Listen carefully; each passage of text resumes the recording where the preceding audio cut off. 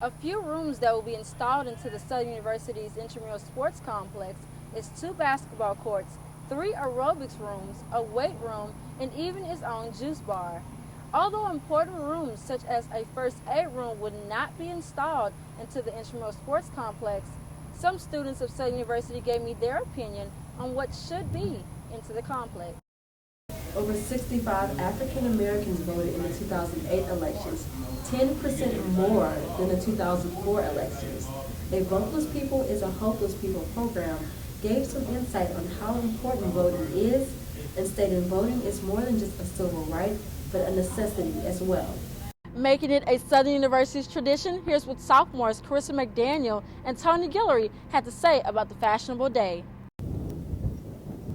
An $8 million intramural sports complex, now reduced to a $6 million facility, will be built on Southern University's campus. The new sports complex that is being built just outside the students' residential area is receiving positive reviews and raising curiosity to the students of what is actually being placed in the complex. Yeah, one thing me personally would like to see is a weight room. The walk to the mini dome is not a very good one, and more courts. When we go to the Y outside of campus, it's only one court, and it's only maybe two games can be played. It's a lot of waiting. A few rooms that will be installed into the Southern University's intramural sports complex is 2 basketball courts, 3 aerobics rooms, a weight room, and even its own juice bar. Although important rooms such as a first aid room would not be installed into the intramural sports complex, some students of Southern University gave me their opinion on what should be into the complex. I feel like it's about time that they built this center. As an out-of-state student, I want to have a place to go to at night or during the day and work out. The Southern University's intramural sports complex is set to be up and running by next spring of 2013. Reporting for SUTV News, I'm Brittany Price. Southern University's Greek organizations Alpha Phi Alpha Fraternity Incorporated and Alpha Kappa Alpha Sorority Incorporated conducted a program, A Voteless People is a Hopeless People, to inform their audience on the prevention of voter suppression and the importance of letting their voice be heard. 2 guest speakers were in attendance to encourage students to go to the ballots and vote on Election Day. State Representative of District 67, Patricia Haynes, spoke on the importance of this year's election and encouraging students to make their vote count. Here's what some students had to say about this year's upcoming elections.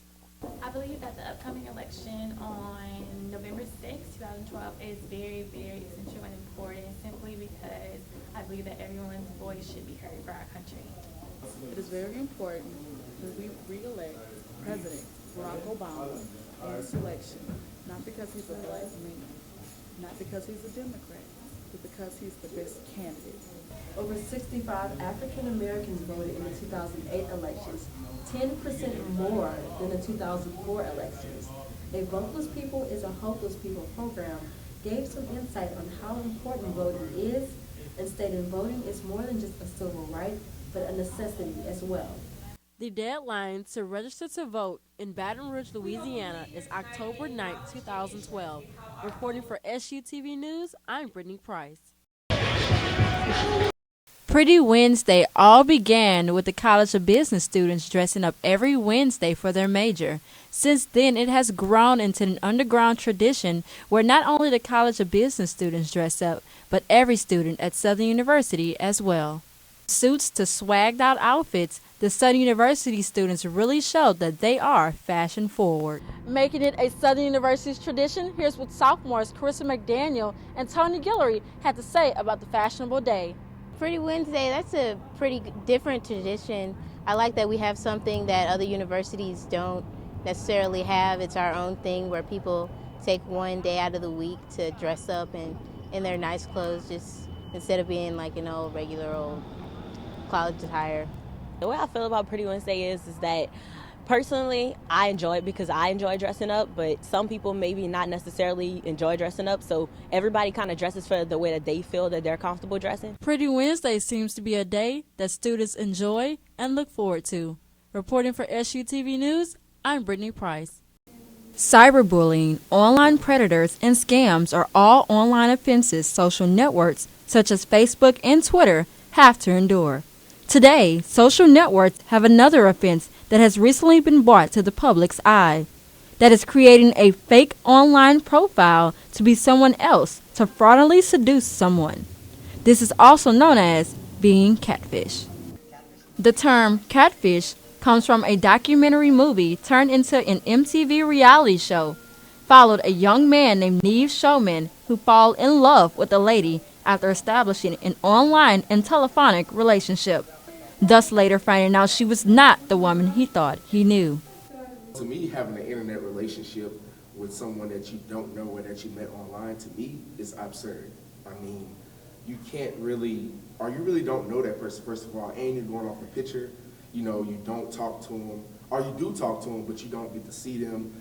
You know, they're kind of ducking and dodging, just like on the show Catfish. Although this popular scam has become a trend, social media users might want to think twice before creating a fake profile of someone else.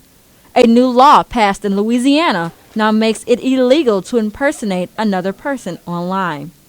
The new law that took effect August 1st, 2012, focused on stopping the misuse of email and social networking.